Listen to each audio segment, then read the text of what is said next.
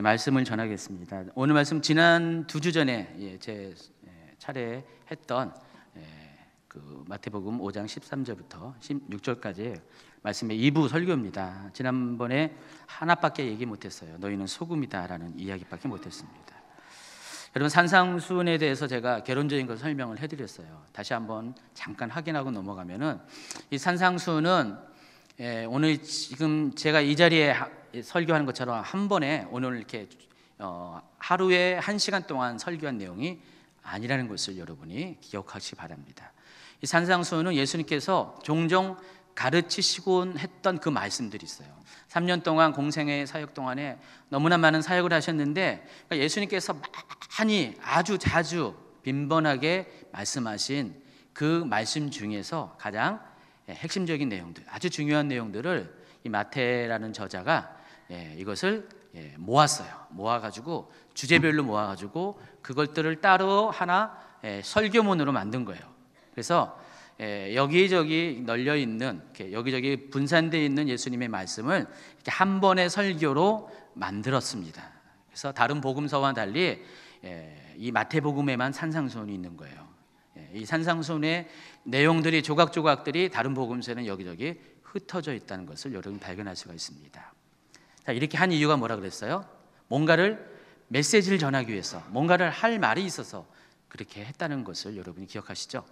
그래서 이 마태가 이렇게 한 그 목적이 있습니다. 이렇게 산상수훈을 만든 이유가 바로 이 말을 전하고 싶어서 그래요. 그래서 이게 산상수훈의 주제와도 연결되는 것입니다. 이제 여러분이 하나님 백성이 됐어요. 제자들이 이제 예수님을 영접함으로써 하나님 나라의 사람이 되었습니다. 전에는 무리 가운데 있었는데 이제는 예수님을 통해서 하나님 나라의 제자가 됐잖아요. 예수님의 제자가 됐잖아요.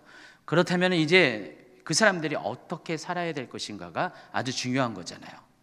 여러분의 신분이 바뀌었잖아요. 예수 믿는 그 믿음으로 인해서 하나님 나라의 백성이 됐으면 이제 어떻게 살아내야 될 것이 굉장히 중요한 거예요. 그래서 여러분에게 그것을 가르쳐주기 위해서 이 산상수훈이 전해졌다는 것입니다. 여러분, 구약의 성도들은 하나님과 모세를 통해서 출애굽기 19장 5절 6절에 보면은 하나님께서 이스라엘 백성이 하나님이 되고 또 이스라엘 백성은 하나님 나라의 백성이 된다는 그 언약이 체결됐잖아요. 그 다음에 하나님께서 20장에 십계명을 주셨고, 그리고 나서 여러 가지 율법을 주셨어요. 토라라고 불리는 율법을 주셨어요. 그 율법은 뭐예요? 바로 하나님 나라의 백성이 어떻게 살아야 될 것인가를 조목조목 세밀하게 이렇게 살아야 된다는 것들을 가르쳐 주는 것이에요. 일종의 시민법이라는 것입니다. 생활 규범이에요. 라이프 스타일이에요. 이렇게 살아야 된다, 하나님 나라의 백성은. 자, 구약의 성도들에게 율법을 주었다면은 신약의 성도들에게 뭘 줬습니까? 바로 이 산상수훈을 줬습니다. 물론 다른 여러 가지 예수님의 가르침이 있지만은 그 모든 가르침을 대변하는 것이 산상수훈이거든요. 그러니까 산상수훈은 예수 믿는 자가 반드시 하나님의 백성으로서, 예수님을 따르는 제자로서 살아내야 할 때, 삶을 살아낼 때 바로 지켜야 될 말씀의 기준이에요. 이렇게 살라라는 것입니다. 그게 산상수훈이라는 것입니다. 자, 팔복은 그 중에서 서론 부분에 해당하고 일부에 해당하면서 원리적인 것들을 다뤘다고 그랬습니다. 하나님 나라가 이런 것이다라는 것들을 우리에게 가르쳐 준다고 그랬습니다.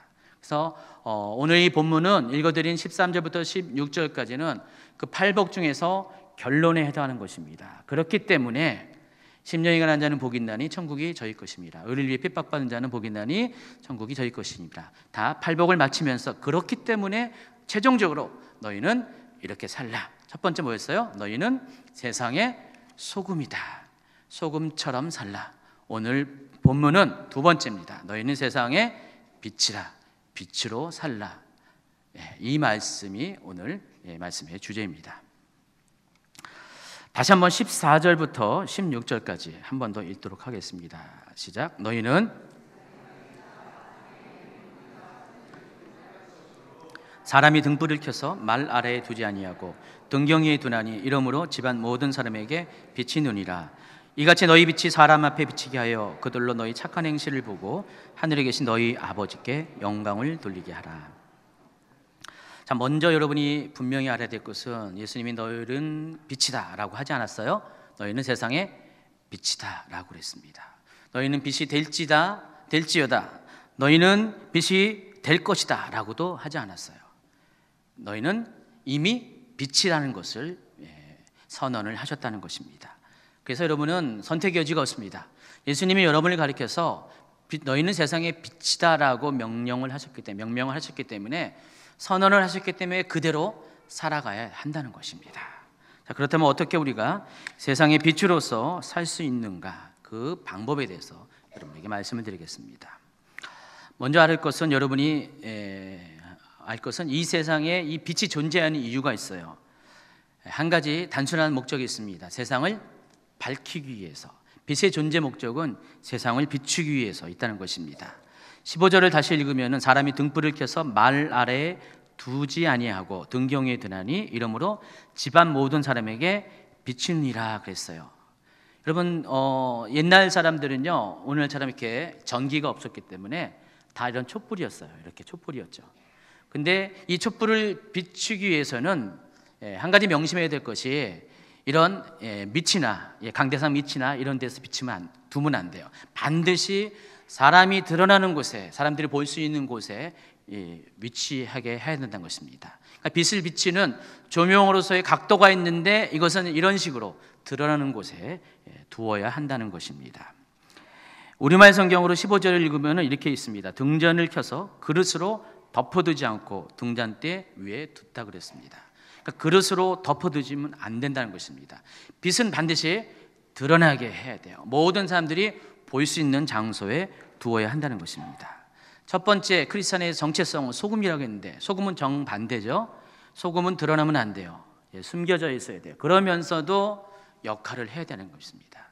그래서 드러나지 않으면서도 사람들 속에 자기가 스스로 녹아져서 사람을 유익하게 하는 것이 소금의 역할이라면은 빛은 정반대라는 것입니다. 반드시 드러나야 한다는 것입니다. 자신의 삶을 분명하게 나타나야 한다는 것입니다. 그래야지만 세상을 밝히는 역할을 할 수 있기 때문에 그렇다는 것입니다. 16절에서는 그같이 살아야 될 이유를 이렇게 말하고 있습니다. 같이 있습니다. 이같이 너희 빛이 사람에게 비치게 하여 그들로 너희 착한 행실을 보고 하늘에 계신 너희 아버지께 영광을 돌리게 하라. 한 번 더 있습니다. 그들로 너희 착한 행실을 보고 하늘에 계신 너희 아버지께 영광을 돌리게 하라.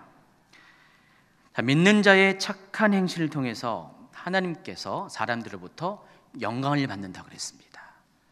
바로 이것이 우리가 빛으로서 자신의 삶을 드러내야 될 이유라는 것입니다. 에베소서 5장 8절과 9절은 이것을 더 구체적으로 이렇게 설명합니다. 이것도 같이 있습니다. 너희가 전에는 어둠이더니 이제는 주 안에서 빛이라. 빛의 자녀들처럼 행하라. 빛의 열매는 모든 착함과 의로움과 진실함에 있느니라. 자, 믿는 자들이 드러낼 것들이 여기 소개되어 있습니다. 세 가지로 소개했죠. 착함, 의로움, 진실함. 그리고 이것을 가리켜서 열매라고 했습니다. 빛의 열매. 여러분이 빛으로서 세상 사람들에게 보여야 될 것이 있어요. 내가 얼마큼 잘났냐, 내가 얼마큼 위대하냐를 보여준 것이 아니라 여러분 속에 있는 세 가지를 보여줘야 돼요.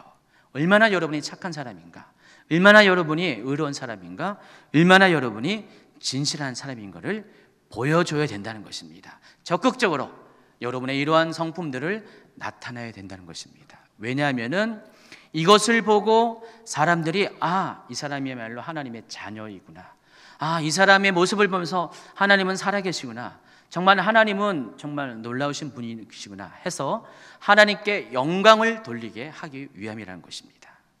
여러분이 착한 것이 하나님의 영광을 돌리게 해요. 여러분의 의로움이 하나님께 영광을 돌리게 한다는 것입니다. 일반적인 세상적인 착함을 말하는 것이 아니에요. 세상적인 착함을 통해서 그냥 착하다라고 끝나면 안 돼요. 이 사람의 착함을 통해서 사람들이 하나님을 칭찬해야 된다는 것입니다. 그 모든 것들이 초점이 하나님께로 가야 한다는 것입니다. 그게 바로 빛의 열매이고 하나님의 자녀가 행하는 그런 삶의 방식이라는 것입니다. 요한 1장 5절에 보니까 이런 말씀이 있습니다. 우리가 그에게서 듣고 너희에게 전하는 소식은 이것이니 곧 하나님은 빛이시라 그에게는 어둠이 조금도 없으시다는 것이니라. 여러분, 하나님이 빛이시라 그랬어요. 근데 우리 보고 하나님의 자녀라고 그랬습니다. 따라서 하나님이 빛이시고 하나님 속에 어둠이 없는 것처럼 하나님의 자녀인 우리는, 빛의 자녀인 우리도 당연히 우리 속에 어둠이 없어야 한다는 것입니다. 그래서 그 어둠이 없는 것이 우리 삶의 모든 착함과 의로움과 진실함으로 증명이 된다는 것입니다. 그래서 여러분은 하나님의 자녀이고 또 빛이신 하나님의 자녀이기 때문에, 여러분도 빛의 자녀이기 때문에 그런 자녀로서의 삶을 살아야 한다는 것입니다. 그래서 우리는 이것을 승명이라고 할 수가 있어요. 여러분이 뭐 이렇게 거절할 수 있는 것이 아니에요. 여러분 하나님의 자녀이기 때문에 하나님의 자녀로 살아야 돼요. 예전에 우리 아이들이, 우리 두 딸이 있는데 아이들이 개척교회 할 때, 그리고 뭐 어느 정도 이렇게 우리가 좀 이렇게 교회가 좀 자라갈 때 좀 약간 힘들어했었어요. 환경적으로도 어려웠고, 근데 특별히 힘들어했던 게 나중에 알고 보니까 목사님의 딸이라는 것 때문에 마음대로 못 산다는 거예요. 특별히 우리 둘째가 그런 투정을 어느 날 그러더라고요. 자기는 친구들이 이것도 하고 저것도 하는데 자기가 목사님의 딸이라는 것 때문에 함부로 살 수가 없다는 거예요. 그래서 어느 날 막 투정을 하는 거예요. 막 힘들다고, 막 나한테도 한번 기회를 달라고. 나도 친구들이 그렇게 하는 것처럼 한번 해보고 싶다고. 왜냐하면 친구들이 그런 애들이 너무 많으니까. 한동안 그랬었어요. 근데 한참 지난 다음에 그러더라고요. 목사님의 딸이라는 게 너무 감사하대요, 이제. 왜냐면 그 애들의 모습을 보니까, 가정을 보니까 너무 힘들고 어렵고 깨어지고, 애들이 그것 때문에 막 이렇게 속상해하고 아파하고 이런 아이들을 보니까 자기가 너무 감사한 거예요. 바뀌었어요. 철이 드니까. 그래서 여러분 이렇게 좀 이렇게 어렵더라도요, 철분제를 많이 사서 아이들한테 평소에 먹이세요. 철이 빨리 들 수 있도록. 그러면 아이들이 여러분 아주 기쁘게 하는 아이로 바뀝니다. 근데 우리 아이들의 모습을 보니까 전에는 자기가 목사님의 자녀인 것이 좀 힘들었는데 이제는 목사님의 자녀인 것이 너무나 감사한 것으로 바뀌었습니다. 여러분도 그렇지 않습니까? 전에는 여러분이 하나님의 자녀인 것이 약간 부담스럽고 부끄럽고 잘 그런 거 티내지 않고 살다가 어느 날 여러분이 이 세상 가운데, 이 어두운 세상 가운데 하나님으로 인해서 여러분이 길을 가지고 길을 알고 살아간다는 것을 깨닫게 되면은 얼마나 감사한지 여러분 겪어본 사람 다 아시죠? 정말 하나님 때문에 얼마나 여러분의 삶이 행복하다는 것들이 아시는 분들은 하나님의 자녀된 것이 너무나 감사합니다. 철들어서 그래요.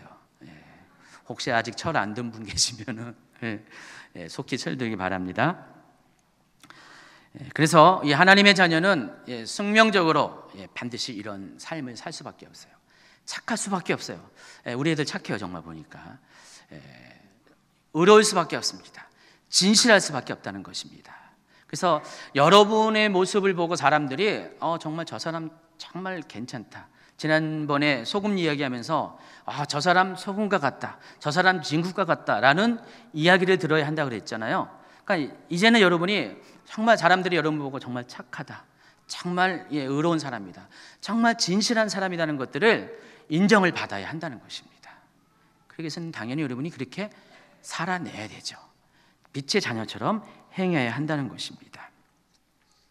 그리한다면은 여러분의 삶을 통해서 하나님이 드러나게 된다는 것입니다. 자, 빛은 또 한 가지 속성이 있어요. 빛이 비춰지면은 숨겨진 것들이 세상에 드러나게 된다는 것입니다. 5장 14절, 너희는 세상의 빛이라 산 위에 있는 동네가 숨겨지지 못할 것이다 그랬습니다. 빛의 특성은 일단 빛이 존재하면은 어둠이 드러나게 돼요. 전에는 다 어둠이었어요. 근데 어둠이 어둠인지 몰랐어요. 왜냐하면 빛이 없기 때문에. 근데 빛이 비춰지면 그때서 비로소 빛과 어둠이 나눠지게 된다는 것입니다. 여러분, 하나님이 세상을 창조하실 때 창세기 1장에 보니까 제일 먼저 창조한 게 뭔지 아시죠? 빛을 창조하셨어요. 빛을 낮이라 하고 또 어둠을 밤이라 했습니다. 근데 우리는 보통 생각에 해와 달을 만드시면서 우리의 그 낮과 밤이 나눠졌다 생각했는데 아닙니다. 해와 달은 넷째 날 창조됐어요. 근데 하나님이 먼저 낮과 밤을 만드신 그 창조의 순서는 첫째 날이에요. 빛이 있음으로 인해서. 그 전에는 이 세상이 다 뭐였어요? 공허했잖아요. 어둠의 깊은 속에 있었잖아요. 이 세상 자체가 어둠이었어요. 그랬는데 하나님이 빛이 있으라 하면서 그때부터 세상이 둘로 나눠졌다는 것입니다. 빛과 어둠, 낮과 밤으로 나눠졌다는 것입니다. 창조의 법칙과 똑같이 하나님은 여러분을 빛으로 만드셨어요. 믿는 자들을 모두 빛으로 만드셔가지고 전에는 이 세상이 어땠어요? 어두웠어요. 그리고 어두웠음에도 불구하고 자신이 어두운지를 몰랐다는 것입니다. 근데 하나님께서 먼저는 예수님을 빛으로 이 땅에 오게 하셨고요. 그리고 또 예수님을 따라 여러분도 빛으로 이 세상에 존재하게 하심으로 말미암아 사람들이 비로소 자신이 어두움에 있다는 것들을 깨닫게 하셨다는 것입니다. 요한복음 1장에 보면은 그 이야기가 나와 있어요. 요한복음 1장에 보니까 태초에 말씀이 계시니라. 이 말씀이 하나님과 함께 계셨으니 이 말씀은 곧 하나님이시라. 그가 태초에 하나님과 함께 계셨고 만물이 그로 말미암아 지은 바 되었으니 지은 것이 하나도 그가 없이 된 것이 없느니라. 또 1장 4절입니다. 그 안에 생명이 있었으니 이 생명은 사람들의 빛이라. 빛이 어둠에 빛이 돼 어둠이 깨닫지 못하니라. 여러분 이 말이 뭔 말인지 아시죠? 자, 예수님을 사도 요한은 먼저 말씀으로 소개합니다. 로고스 말씀으로 소개해요. 그래서 예수님은 말씀으로 이 땅에 오셨어요. 하나님의 뜻을 전하는 말씀으로 오셨어요. 그래서 우리가 예수님, 말씀이신 예수님을 경험하게 되면은 하나님의 뜻이 뭔지를 알게 됐어요. 또 한 가지로 예수님의 정체성을 빛이라고 소개했다는 것입니다. 자, 근데 문제는 사람들이 이 빛을 몰랐어요. 깨닫지 못합니다. 자, 6절부터 읽겠습니다. 하나님께로부터 보내심을 받은 사람이 있으니 그의 이름은 요한이라. 그가 증언하러 왔으니 곧 빛에 대하여 증언하고 모든 사람이 자기로 말미암아 믿게 하려 함이라. 그는 이 빛이 아니요 이 빛에 대하여 증언하러 온 자라 그랬습니다. 사도 요한을 보내신 이유가 예수님을 보내셨는데 빛으로 보내셨는데 사람들이 빛이신 예수님을 알지 못했어요. 왜 그랬어요? 영적인 소경이었기 때문에 그랬습니다. 그러니까 자신들의 물리적으로 눈은 육체적인 눈은 떴는데도 불구하고 영의 눈이 닫혀 있기 때문에 메시아로 오신 그리스도로 오신 하나님의 아들로 오신 예수님이 누구인지를 알지 못했어요. 그래서 먼저 누구를 보냈어요? 세례 요한을 보냈습니다. 빛에 대해서 증거하라고 예수님이 누구인가를 증거하라고 먼저 보냈고 사람들이 세례 요한의 말을 통해서 예수님이 빛이라는 것을 깨닫게 됐다는 것입니다. 자, 예수님이 오실 때의 상황이 이랬다는 것입니다. 이사야는요 예수님께서 그와 같이 오실 것을 미리 예언했어요. 이사야 9장 2절입니다. 흑암에 행하던 백성이 큰 빛을 보고 사망의 그늘진 땅에 거주하던 자에게 빛이 비치도다. 이사야는 이미 예수님에 대해서 이렇게 예언했어요. 예수님이 흑암에 거하는 사람들에게 큰 빛으로 올 것이다. 사망의 그늘진 백성들에게 그늘진 땅에 거하던 백성들에게 빛을 비추는 자로 오게 될 것이다. 이미 예수님에 대해서 이렇게 예언을 했어요. 근데 사람들은 어둠 속에 있었기 때문에 예수님이 오신 것을 몰랐어요. 여러분 암흑상자 아시죠? 온통 컴컴한 그런 공간을 만든 인위적으로 컴컴한 공간을 만들었습니다. 이 세상은 마치 예수님이 오시기 전에는 암흑상자와 같았어요. 다 컴컴했어요. 물리적인 컴컴함이 아니죠. 영적인 컴컴함을 말합니다. 자, 그런데 그 암흑상자의 외부에서 누군가 바늘로 구멍을 하나 딱 뚫습니다. 자, 하나님께서 그렇게 하시는 거죠. 그럼 빛이 바늘 구멍을 통해서 들어오죠. 아주 작은 빛이에요. 바로 그 빛이 누구예요? 예수님이라는 것입니다. 예수님이 이 세상에 빛으로 딱 들어왔을 때 영적인 소경들은 예수님이 들어오신 것을 빛으로 오신 것을 몰라요. 그래서 먼저 세례 요한을 보내주셔서 예수님이 비친 것을 깨닫게 하고 사람들이 조금씩 예수님이 비친 것을 깨달아 가기 시작하게 된다는 것입니다. 그리고 시간이 가면 갈수록 또 여러 가지 그들이 예수님을 경험하면 갈수록 예수님이 정말 이사야 9장 2절에서 말한 흑암에 행하던 백성에게 비치는 큰 빛이라는 것을 깨닫게 된다는 것입니다. 이게 하나님께서 예수님을 우리에게 빛으로 보내신 이유라는 것입니다. 마찬가지예요. 하나님의 자녀인, 빛의 자녀인 여러분도 동일하다는 것입니다. 하나님이 여러분을 세상에 보낸 이유는, 빛으로 존재하긴 이유는 어두움 속에 있는 세상들을 비치는 빛이 되게 하기 위해서라는 것입니다. 물론 예수님처럼 우리가 큰 빛이 될 수는 없어요. 그러나 예수님만큼의 빛의 역할을 우리가 감당해야 한다는 것입니다. 언젠가 제가 수술대에 올라간 일이 있었습니다. 큰 수술한 거 아니라 그 목에 또 얼굴에 좁쌀같이 피지가 난 거 있죠. 아시죠? 여러분들 많이 났죠? 그게 좀 심해져가지고 피부과 가가지고 거기 갔어요. 이게 많이 나가지고 언젠가 이제 그거 물어봤더니 목사님 빨리 오셔야 돼요. 그래요. 왜냐면 이게 바이러스성이기 때문에 번진대요. 그래서 갔어요. 가서 레이저 치료를 받기로 했습니다. 수술대에 올라갔어요. 거창하게 수술대입니다. 왜냐면 조명이 확 비치니까. 근데 제가 깜짝 놀랐어요. 저는 그냥 한 몇십 개 정도 여기 난 줄 알았는데 그 밝은 조명이 비치니까 어떤 현상이라냐면은 전에 내가 보지 못했던 수많은 그런 피지가 있다는 것을 그때 알게 됐어요. 목사님 여기도 있네요, 여기도 있네요. 보니까 수백 개예요. 제가 그날 얼굴이 초토화됐어요.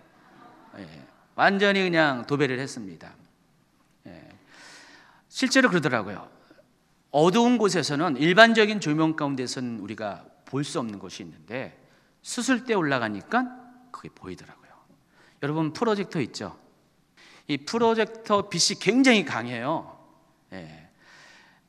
프로젝터 아니더라도 여러분 이제 집에서 보면은 아침에 해가 확 들어올 때 보면은 갑자기 날아다니는 먼지가 보이죠? 그런 경험을 해본 적 있죠? 전에는 조명이 밝지 못할 때는 그걸 못 보았는데 알고 봤더니 여러분 집안 곳곳에 날아가는 먼지가 너무 많은 거예요. 프로젝트 빛을 보면은 가까이 보면은 먼지가 막 이렇게 그냥 여러 가지로 이렇게 움직이는 거 봤어요. 전에는 몰랐어요. 내가 사는 곳이 이 공간이 이렇게 먼지가 많은지 몰랐는데 강한 빛을 보니까 이렇게 먼지가 많구나. 내가 그걸 마시고 살고 있었다는 것을 비로소 깨닫게 된다는 것입니다. 빛의 특성이 그런 거예요. 빛의 역할이 그런 겁니다. 빛이 비춰지면은 사람들로 하여금 어두움을 깨닫게 하죠. 근데 빛이 강할수록 그 어두움이 확실히 더 드러난다는 것입니다. 영적으로도 마찬가지예요. 빛이 강할수록 우리 안에 있는 죄가 드러납니다. 빛이 강할수록 우리 속에 있는 어두운 것들이 하나님과 반대되는 것들이 전에는 느끼지 못했고 인식하지 못했고 깨닫지 못했던 것들이 막 드러나게 됐다는 것입니다. 하나님은 여러분을 빛으로 보내셨어요. 이 세상 가운데 빛으로 보내셨는데 여러분의 안에 있는 그 빛이 강할수록 이 세상은 여러분을 통해서 자신의 어둠을 보게 된다는 것입니다. 자신의 부족함을, 잘못된 것을 본다는 것입니다. 근데 여러분 때문에 내가 어둡다는 것들을, 내가 죄가 있다는 것들을 고백한 사람 주변에 있습니까? 없나요? 예전에 한국교회 초기의 모습을 보면은, 또 기독교 초기의 모습을 보면은 그때는 기독교인의 수가 굉장히 작았잖아요. 비교할 수 없이 작았는데 그 작은 수에 비교해서 세상에 끼치는 영향력은 어마어마했어요. 그렇죠? 왜 그랬을까요? 그때 당시에 믿는 자들은 큰 빛이었어요. 정말 그들의 그 영향력은 막강했어요. 그래서 크리스찬이 있는 곳에는 사람들에게 각성이 일어났다는 것입니다. 정말 내가 어둠이라는 것을, 우리 사회가 어둠이라는 것을 그들의 모습을 통해서 보게 되었다는 것입니다. 그런데 가면 갈수록 믿는 자들의 빛이 약해지기 시작합니다. 점점 어두워지기 시작해요. 그러다 보니까 어두운 것이 빛인지 어두운지 구분을 못할 정도로 그런 세상이 돼버렸어요. 그러니까 지금 숫자적으로는 많지만은 큰 빛을 가진 사람들은 드물게 돼 있어요. 지금 너무나 어두운 겨우겨우 빛이 꺼질까 말까 하는 그런 사람들로 한국 교회가 많이 채워졌다는 것입니다. 그러다 보니까 사람들이 주변에 교회 다니는 믿는 자들이 있음에도 불구하고 그들의 삶에 각성이 없는 거예요. 예수님은 여러분을 그와 같이 이 세상에 보내지 않으셨다는 것입니다. 적어도 예수님이 여러분을 보낼 때는 어둠을 깨닫게 하고 또 어둠 속에 있는 죄를 드러나게 하기 위해서 여러분을 빛으로 이 땅에 보내셨다는 것을 믿기 바랍니다. 그러므로 우리가 그렇게 살아야 돼요. 우리의 데스티니가 그러니까, 숙명이 그러니까 그런 삶을 살아야 된다는 것입니다. 그럼 어떻게 살아야 됩니까? 당연히 아까 말씀대로 빛의 자녀처럼 행하는 삶, 빛의 열매를 맺는 삶, 그게 뭐라고 했어요? 모든 착함과 의로움과 진실함의 삶을 살아야 한다는 것입니다. 지난번에 호주 방문했을 때 원주민 마을을 방문했습니다. 퍼스 가까워 있는 칼라카바디라는 마을을 방문했는데, 이 마을은 호주 전역에서도 아주 유명한 마을이에요. 아주 심각한 사람들이 살고 있었어요. 그러니까 원주민 중에서 가장 문제 있는 사람들이 여기서 모여 살았다는 거 선교사님이 얘기했어요. 그래서 거의 대부분 사람들이 술과 마약에 중독돼 있어요. 삶이 완전히 피폐해져 가지고 가정들을 제대로 이루는 사람이 없어요. 결혼해서 사는 사람이 없어요. 한 10대 중반에 뭐 이렇게 애 낳고 살기 시작해 가지고 계속해서 파트너가 바뀌어 가지고 그 집안에도 여러 명의 아이들이 있는데 다 아빠가 웬만하면 달라요. 뭐 그런 아이들. 그 아이들이 방치되어 있습니다. 부모가 돌보지 않습니다. 뭐 집안을 청소하는 사람도 없고요, 빨래하는 사람도 없고요, 음식을 하는 사람도 없고요. 완전히 그냥 엉망진창의 그런 삶을 사는 그런 마을이었어요. 범죄율이 높아요. 자살률도 굉장히 높습니다. 사고가 끊이지 않는 그런 곳이었습니다. 그 마을을 저희도 찾아갔습니다. 갔는데 선교사님이 저희한테 시킨 게 목사님 여기 오면은 제일 먼저 이렇게 쓰레기 치운 거라고요. 마을에 공동 쓰레기 그 휴지통이 있는데 거길 데리고 가서 그것 좀 치우라는 거예요. 그래서 가니까 쓰레기통이 꽉 차 있어요. 꽉 차 있으니까 사람들이 원주민들이 옆에 막 버리기 시작해요. 근데 주변이 다 쓰레기예요. 깨진 병도 있고. 근데 선교사님이 처음에 원주민 사역할 때 제일 먼저 한 게 그거였대요. 하고 싶어서 한 게 아니었어요. 왜냐면 복음을 전하려고 하는데 말을 받아준 사람이 없어서 선교사님이 그 마을 들어가면 막 욕하고요, 나가라고 막 돌 던지고, 애들이 막 돌 던지고 막 그러니까 3년 동안 원주민들한테 말을 붙이지 못하고 가서 한 일이 쓰레기 치우는 일이었대요. 병조각 깨진 거 줍는 일. 근데 매주 빠지지 않고 3년 동안 그 일을 했더니 어느 날부터 원주민들이 말을 걸기 시작하는 거예요. 신기하잖아요.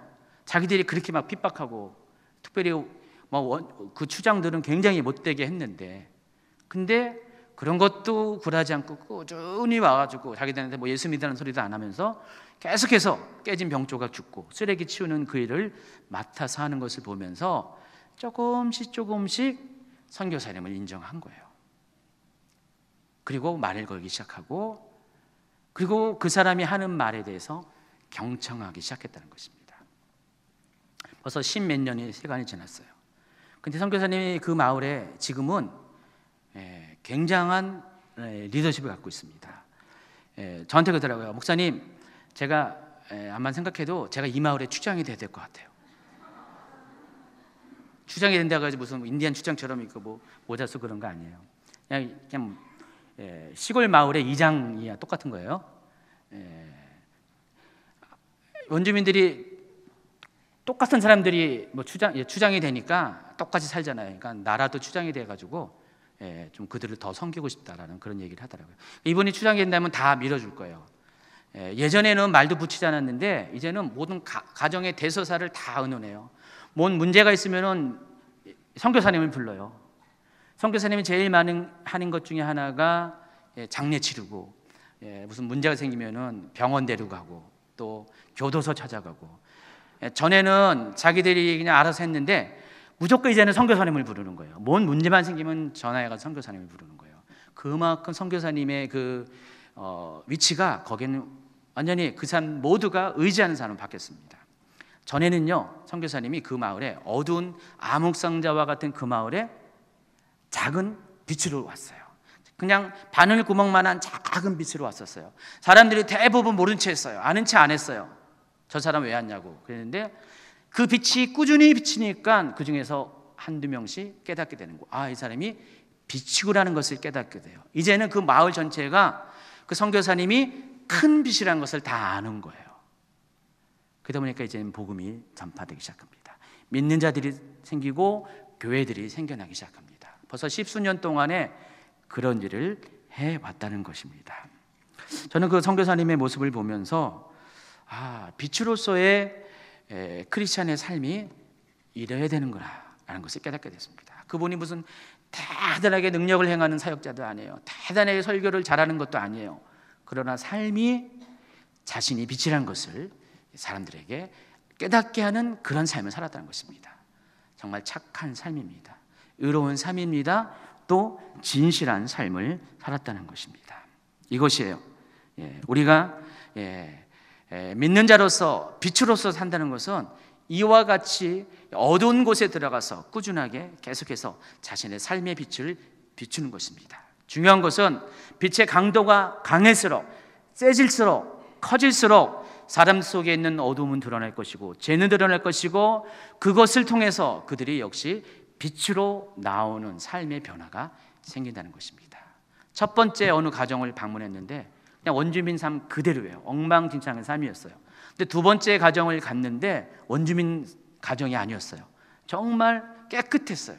일반 그냥 가정처럼 너무나 잘 정돈된 그런 가정의 모습을 봤습니다. 그 가정이 선교사님하고 매주 목요일마다 제자 훈련을 한다고 하더라고요. 그 남편이 자기도 이제 하나님께 헌신해서 원주민들을 섬기는 삶을 살겠다고, 자기가 목사가 되겠다고 헌신을 했다고 합니다. 바뀌었어요. 뭐가 바뀌었어요? 이렇게 많은 원주민이 여전히 그렇게 살고 있지만 이 가정이 왜 바뀌었습니까? 이 가정이 첫째는 하나님 말씀으로 또 빛으로서 하나님을 만났기 때문에 그렇다는 것입니다. 예수님은 그렇게 우리에게 찾아오셨고요, 선교사님이 그와 같은 방식으로 원주민들에게 찾아갔다는 것입니다. 그러므로 여러분이 예수님이 어둠을 밝히려고 세상에 왔듯이 여러분도 빛의 자녀로서 세상을 밝히기 위해서 세상 가운데 들어가야 된다는 것입니다. 숨어서는 안 돼요, 여러분. 숨어서는 되는 게 아니라 이 빛은 사람들에게 적극적으로 나타나야 된다는 것입니다. 여러분, 소금의 역할은 소극적인 거죠. 소극적으로 내가 녹아지는 것, 스스로 자신을 숨기는 것인데, 빛은 아닙니다. 적극적입니다. 내가 세상 가운데 자신을 드러내는 삶을 살아야 한다는 것입니다. 시간이 갈수록, 하나님을 점점 알아갈수록 여러분의 빛이 커지길 바랍니다. 여러분의 하나님을 만나면 만날수록 여러분의 빛이 더욱더 많은 사람들에게 크게 느껴져야 된다는 것입니다. 여러분이 빛이 크게 하려면 어떻게 해야 될까요? 빛에 집중하면 돼요. 여러분이 빛에 집중할수록 여러분도 여러분 안에 있는 그 빛의 강도가 커지는 것을 경험하게 된다는 것입니다. 모세가 하나님 산에 올라갔을 때, 시내산에 올라갔을 때, 다시 내려왔을 때 사람들이 모세의 얼굴을 보기를 두려워했어요. 왜 그랬어요? 모세의 얼굴에 빛이 비쳤기 때문에. 그러니까 빛이신 하나님을 만났고 40일 동안 그 가운데 있다 보니까 모세도 똑같이 하나님처럼 얼굴에 광채가 빛나게 됐다는 것입니다. 그래서 할 수 없이 수건으로 얼굴을 가려워했습니다. 여러분이 하나님을 만난다면은, 여러분이 하나님을 경험한다면은 그 결과로, 그 열매로 사람들이 여러분을 볼 때 바로 빛을 봐야 된다는 것입니다. 이번 집회 때 많은 은혜를 받았어요. 아주 그냥 열정적으로 은혜를 받고 최선을 다해서, 목숨을 다해서 은혜를 받았습니다. 근데 끝난 다음에 중요한 거죠. 이제 하나님의 산에, 은혜의 산에서 내려왔어요. 내려왔는데 여전히 어두워, 얼굴이. 뭐 때문에 하나님의 산에 올랐습니까? 뭐 때문에 은혜를 받았습니까? 그러면 안 된다는 것이죠. 은혜를 받았으면 여러분의 얼굴 가운데 은혜의 빛이 나타나야 돼요.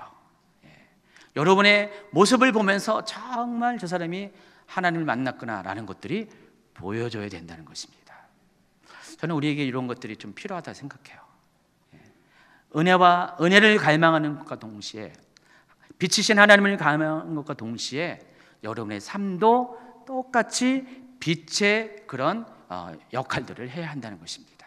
그래서 여러분을 보고 옆에 사람들이 눈부셔 라고 할 정도로, 반응할 수 있을 정도로 그렇게 모습을 보여야 한다는 것입니다. 순한 분들이 많이 있어요. 내 주장, 내 것 차지하는 것이 아니라 정말 하나님을 높이고 또 다른 사람을 높이고자 자기 것들을 포기한 사람들이 많이 있어요. 그 사람의 얼굴을 보면은요, 정말 그렇게 빛이 나요. 제가 보기에는요. 그날 화장품 뭘 발랐는지 모르지만은 정말 빛이 나요. 화장품 안 바르는 사람도 많이 빛이 나더라고요. 정말 이렇게 얼굴을 보면은 참 착함이라고 써 있어요. 제가 영적으로 이마에 착하다고 그런 글씨를 본다는 게 아니라 얼굴에 보면은 착하다고 써 있어요. 여러분, 하나님을 사랑하고 하나님을 깊이 경험한 사람들의 얼굴 속에 사람들이 전혀 그 사람이 모르는 사람이 딱 봤을 때도 정말 저 사람 교회 다니는 사람 같다라는 그런 이야기를 들어야 된다는 것입니다. 어떤 분은요, 은혜는 열심히 받고요, 그냥 직분도 열심히 있고 10년 동안 이렇게 교회를 빠지지 않고 아주 그냥 성실하게 하는데 직장 갔어요. 직장 했는데 한 10년이 지난 다음에 주변 사람들이 교회 다녔었어?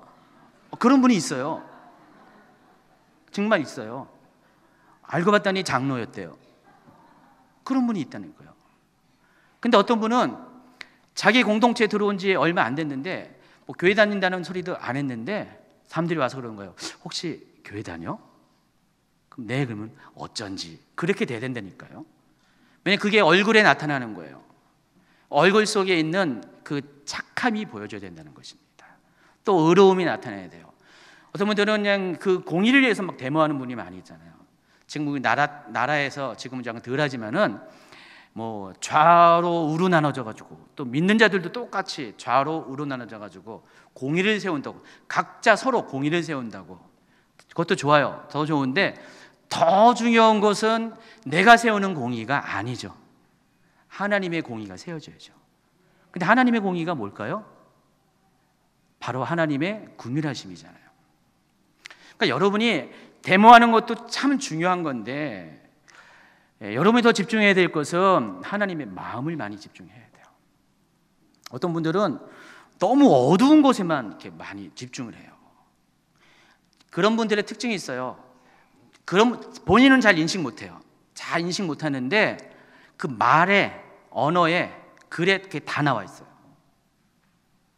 너무 어두운 것에 집중하면은 그 긍휼함이 없어요. 긍휼함 글에도 없고 삶에도 없어요. 긍휼함이 별로 없습니다.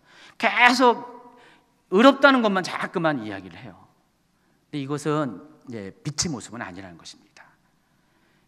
정말 이렇게 여러분이 의롭다면은, 여러분 정말 의로움을 추구한다면은 더 중요한 것은 하나님의 의로움을 여러분 삶 가운데 나타내야 된다는 것입니다.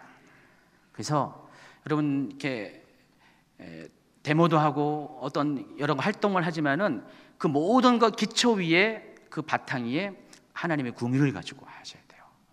그래서 말에도 모든 것이 다 이렇게 묻어놔야 된다는 것입니다. 그래야지 감동을 받는 거예요. 안 그러면 싸우자고 하는 것과 다를 바 없다는 것입니다. 여러분, 좌나 우는요 결코 합쳐지지 않아요. 주님 오실 때까지 이 좌측 우측은 하나가 될 수가 없습니다.